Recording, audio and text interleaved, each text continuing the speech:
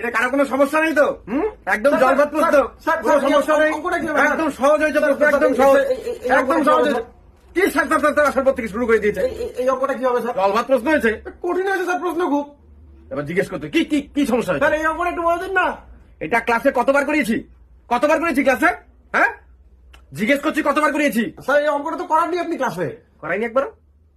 করাইনি, কিন্তু সহজ প্রশ্নটা, প্রশ্নটা সহজ, যে কোনো অঙ্ক সেও করে ফেলবে, আর তুই পাচ্ছিস না এত সহজ অঙ্কটা, একদম সহজ।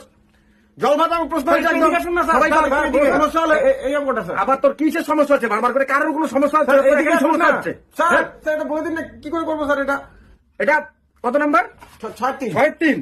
এটা এই, এটা তো আমি ক্লাসে হোমওয়ার্ক দিয়েছিলাম, হোমওয়ার্ক তো করিসনি তুই।